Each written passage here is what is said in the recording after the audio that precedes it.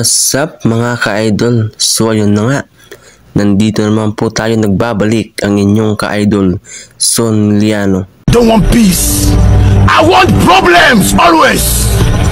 So yun nga mga ka-idol, magandang umaga o magandang tanghali o magandang hapon o magandang gabi mga ka-idol.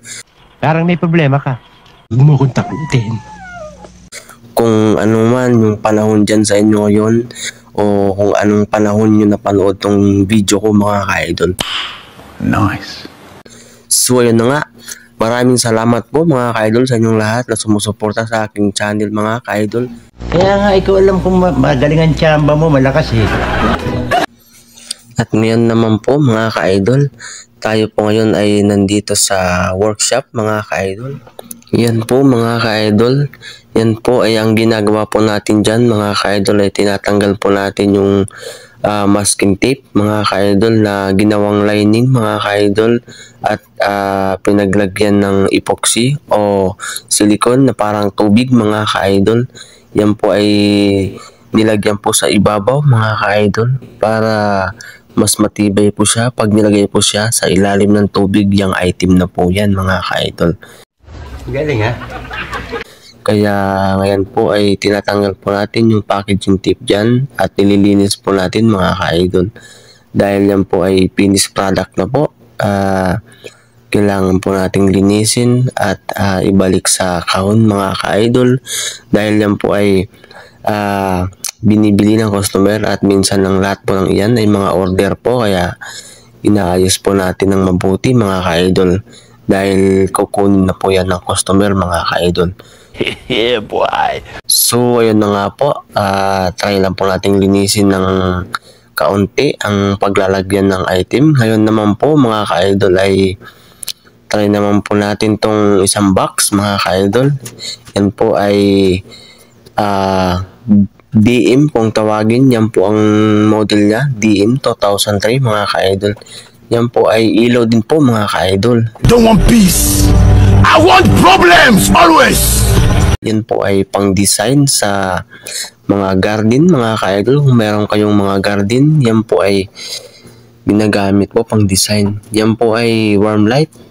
Although yung ibang naman po yan ay meron namang iba-ibang kulay. May kulay green mga ka-idol, warm light at daylight mga ka-idol, at meron din pong cool white.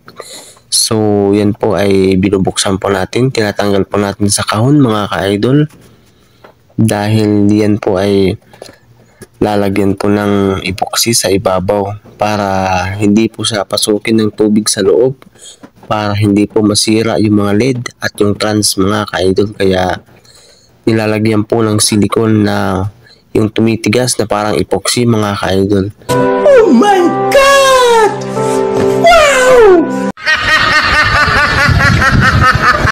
So ayan na nga po, natapos ko ng baklasin yung isang kahon mga ka-idol at mayroon pong dalawang plastic pa na kasama niya mga ka-idol. Yan po ay bubuksan din po natin. Stop it. Get some help. So ayan nga po mga ka-idol, yan po ay isa po lamang sa aking mga ginagawang trabaho dito sa bansang Saudi mga ka-idol. Dahil po ako po ay na-assign po dito sa maintenance po mga ka-idol. So ayan po, kami po yung nagre-repair ng mga sirang ilaw ng mga customer na binili po nila mga ka-idol. At kami po yung nag-aayos. Minsan po yung mga ino-order pong bago, mga bagong bibilhin ng mga customer mga ka-idol, ay kami din po yung gumagawa. So ayan nga po, yan po ay order din po ng customer mga ka-idol at binuksan lang po at nilagay dito dahil ilalagyan po ng silicone yan na matigas, yung parang epoxy po mga ka-idol, para mas matibay po siya at kahit ilubog man po siya sa tubig ay hindi kaagad masisira at hindi papasukin ng tubig yung lid niya at hindi kaagad masisira. Galing ha? Nice. So yan na nga po mga ka-idol. Ngayon naman po ay try naman po natin buksan tong chrome kung tawagin mga ka-idol. UTL 6700102 Yun po yung code niya mga ka-idol. Ma'am, galing mo pala dyan ah. Hindi ko alam ah. At yan po din po ay lalagyan din po ng epoxy mga ka-idol para mas matibay po siya. At yan po ay ilaw na nilalagay po sa mga swimming pool sa ilalim po. Minsan sa ibabaw, pang design po. Parang style spotlight po siya mga ka-idol. Sa mga garden, pwede rin po yan mga ka-idol. Pero kadalasan po ay nilalagay po yan sa mga swimming pool. Yung iba po ay nilalagay sa ilalim ng tubig kaya medyo matibay. Don't want peace. I want problems always. So yan po siya ay 12 volt yung output niya mga ka-idol. Kaya minsan pag bumili ka ng ganyan ay kailangan mong bumili din po ng trans na yung output niya ay 12 volt. Dahil yan po yung compatible na trans na para sa kanya mga ka-idol. So yan na nga po. Yan po ay 4 na kahon po. Binubuksan po natin mga ka-idol. Yan po ay bago. At pagkatapos po natin buksan yan mga ka-idol ay lalagyan din po natin yan ng masking tape sa gilid niya mga ka-idol. At parang lining po niya mga ka-idol kasi para hindi po matapon at lumabas yung epoxy na ilalagay po natin mga ka-idol. So yan na nga po mga ka-idol. Yan po ay isa po lamang sa aking trabaho dito sa bansang Saudi mga. Minsan po ay nasa baba po ako sa aming malaking workshop mga ka-idol. Doon po ay nag-aayos pa ako ng iba't ibang klaseng ilaw. Kasama ko po yung boss ko at yung isa kong kasamang Pilipino mga ka-idol. At minsan po ay pagkatapos ko doon bago magtanghali, 1 oras bago magtanghali ay aakyat na po ako dito mga ka-idol sa taas. At ipiprepare ko na po yung mga gagawin at lalagyan ng epoxy mga ka-idol. So yan na nga po at ginawa ko na yan, binuksan ko na po isa-isa at para ma-prepare na sa ng ayos at yan po ay gagawin pong IP na matibay po siya na pang underwater po siya mga ka-idol. So yan na nga po ay buksan po natin lahat para maayos po yung preparation nito mga ka-idol.